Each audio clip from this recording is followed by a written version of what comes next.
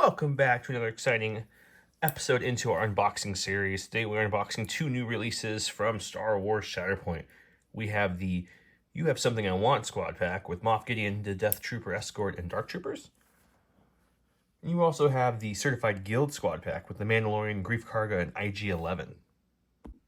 So I thought we would go ahead and open them, look at the models on the sprues, take a look at the cards, read through the abilities, you know, the usual. And maybe we'll build and paint the models here at the end as well. So let's start with the You Have Something I Want squad pack. Let's cut this baby open.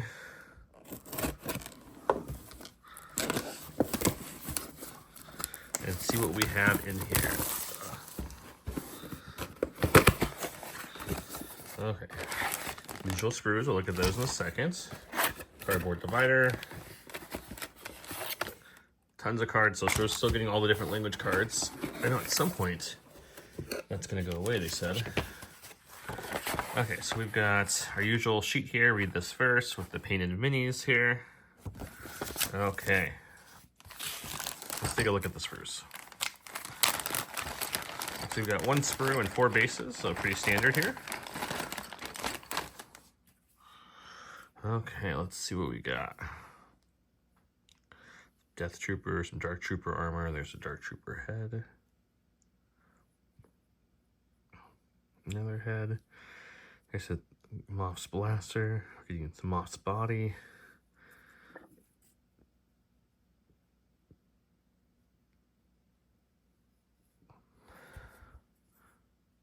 Darksaber. And of course, his head. So yeah, looks pretty good. Nothing too crazy there. The detail is good. I mean, Shatterpoint models are good in general, so it's not too surprising to hear that they're keeping up the great work there.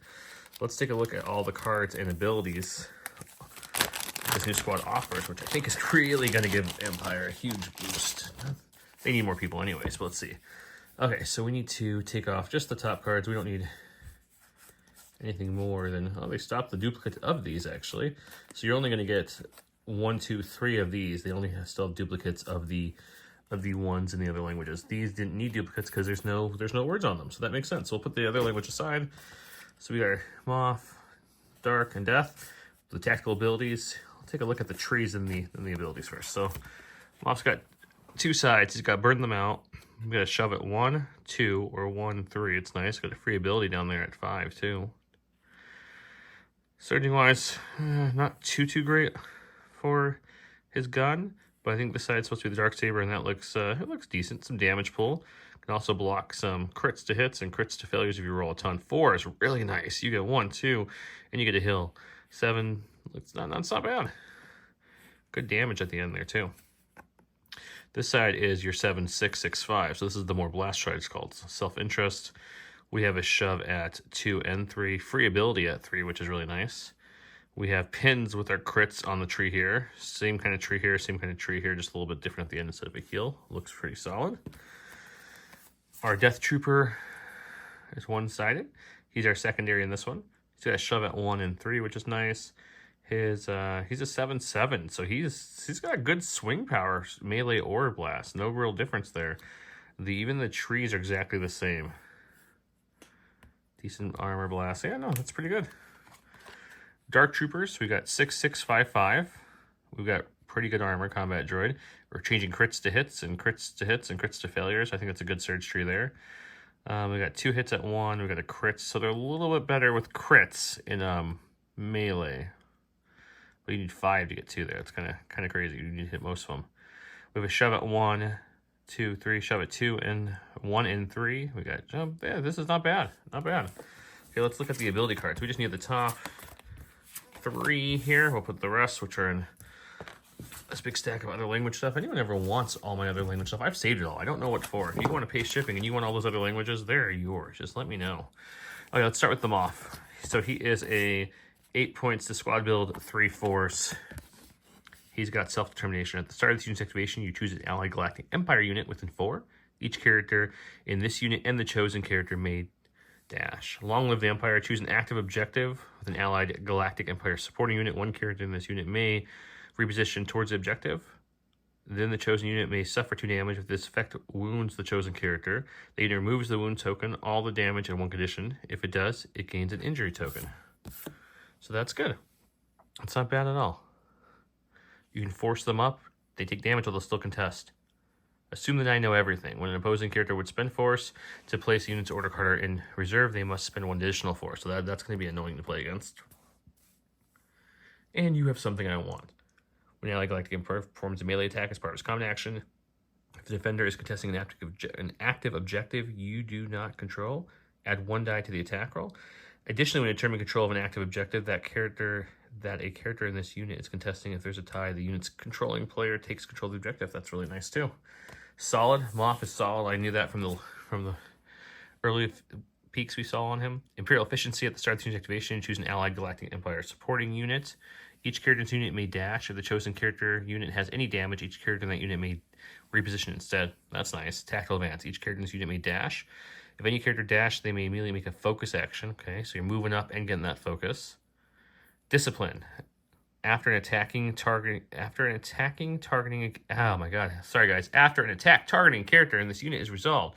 If this unit is not wounded, the unit may use this ability. Each character in this may reposition towards the objective after that move is resolved. If no character is engaged, it gains a hunker. Not bad. Rigorous training. Characters in the unit have protection and sharpshooter 1. Here comes that focus combo play there. That's really nice. I think that's a great use. And then our Dark Troopers. Oh, by the way, I should have said this. He is a 4 secondary, and he's got 9-2. Moff had 10-3. So we're getting a little weaker with supporting. It's an 8-2. It is a 4 cost, though. So Dark Troopers, jump boots, they may jump. They have coordinated fire strain. It's not bad. Immovable. Characters in the unit cannot be pushed or pulled by abilities. That's nice. They can just kind of chill there. And they have protection and immunity to pin. So you really can't stop moving them. You can't push them. You can, guess you can't shove them, right? So anything about push? Characters can be pushed or pulled by abilities. A shove, technically a push. I think it might be. I'll double check on that roll. So that's very nice abilities. If he stops the shove, that's even bigger. So I'll double check that later because now I'm curious. Okay, let's go to the box that I'm most excited for. And that's just because I like to play, well, you know, quote unquote the good guys, if you will. So Mando and Grogu. Coming up, and I actually like this sculpt of Mando and Grogu a lot more than my Legion sculpt, unfortunately. I think they did a great job on this mini. A little sad it's a 3-box or a 3-mini box for the same price. We've seen that. I think we're gonna see that again here soon with twice with the Spectre Force or Spectre crew from the Rebels. But that's okay. They look great. There's our minis all done up. That Mando looks great with the Grogu, doesn't he? In IG. Okay. Let's see what we got. Sprue wise, it's a much smaller sprue. There's only 3 of them. There's not supports with 2 models, so don't expect the sprue to be too big. Okay, let's see what we got here. We've got IG, Mando. Oh, Grogu is so tiny. He's smaller than the Legion Grogu. There's this little capsule. The gun looks great. Yeah, no, they look good as you'd expect. Okay. Put them back in specs when I can build them here in a few. Let's see how they go. Now we've got our cards. Same idea. This must be the way they stopped making multiple copies of these. So we got 1 of each, which is nice. And I just need the top 3 of these, and I can put the rest to the side. We'll do the same thing we did for the last one. Look at the cards first. So we've got 2 sides. We've got Bring You In Cold. Is this one Bring You In Warm? Yeah, I like it. Good job. 7-6-6-6. This will be the shooty side, if you will. He's got a shove at 2, and not again until all the way at the end there. He does have a free ability at 4. He does 1 damage or 1 hit, 2 crits, or a whole bunch of damage if he gets 4. You're just going to eat damage. That's kind of cool. And he changes crits to hits, crits to failures. It's not bad. It's not bad. Other side, it's going to be the 6-7. So this is the more melee side. It's got a shove at 1 and 3. It's a little better shove-wise. We've got crits down the tree at melee. Range is okay. Again, crits to hits, crits to failures on the defensive tree. So not too bad there at all. Greef Karga. We've got Shove at 2 and 4. We've got Disarms we're handing out here. And Disarms and Expose. Interesting. That's an interesting tree. He's a 5/6, 5/5. It's not bad. It's not bad. And then we've got IG, who's got a Shove at 2 and 4. He's got crits on the tree for the blaster. He's also a 7/7 attack. He's got blocks all over. He looks like he can reposition, he can expose, he can heal, he can do a little bit of everything. But, you know, the cards, both cards don't really tell you too much until you look at the abilities with them. So let's go look at those. Let me move the other language cards out. We'll look at Mando first. Mando is going to be as well an 8/3. And his abilities are as follow. A clan of 2. Each character in this unit may dash in if an allied unit within 2 are bounty hunters, Mandalorians, or scoundrels units. One character in that unit may immediately take a 5-dice attack, or may choose an enemy character within 3 and push it away too. Fearless and inventive. When a character in this unit makes a melee attack as part of its common action, before dice are rolled, this unit may use this ability. Add 2 dice to the attack roll for each enemy character other than the target that is not wounded and is engaged with one or more characters in his unit. So when he's got a big scrum going on, he's doing even better. Do the magic hand thing. I like the name. After a range attack targeting character in this unit is resolved, this unit may use this ability. If the attack roll contained 1 or more failures, this unit suffers too. So it's pretty much deflect, which is nice. This is the way. When an enemy character wounds another allied character, after effect is resolved, one character's unit may heal twice and then reposition. Then each other bounty hunter, Mandalorian, or scoundrel unit within 4 may remove 1 condition from itself and gain a hunker. That is not too shabby of a card there. We got Greef Karga. Some of my favorite people are bounty hunters. Each allied bounty hunter character may move 4, or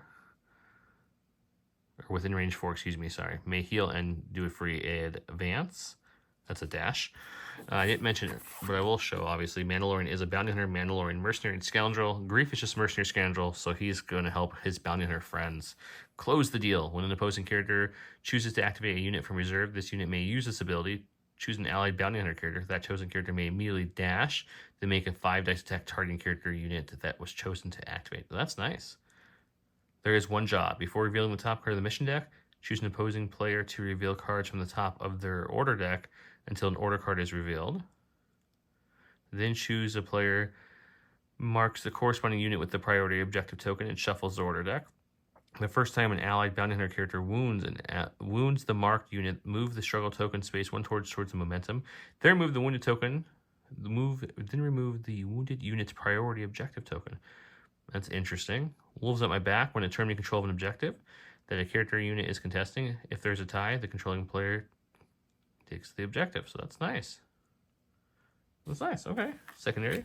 Helps with their low number since they only have 1 support in this squad, when that's going to be RIG-11. He's a 9/3.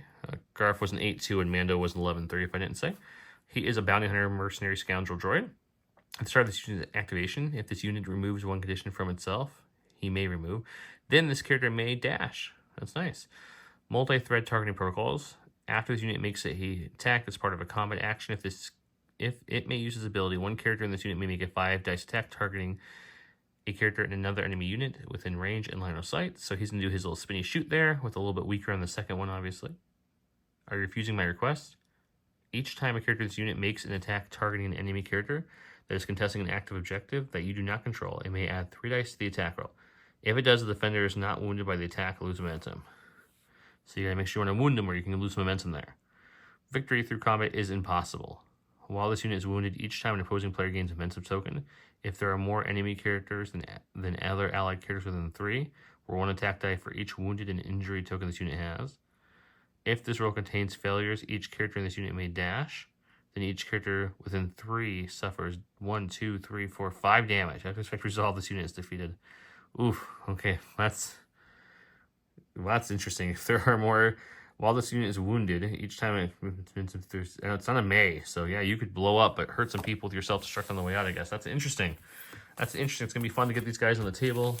Let me go paint them, and let me go paint them. Let's see. Here, we're gonna paint these guys first.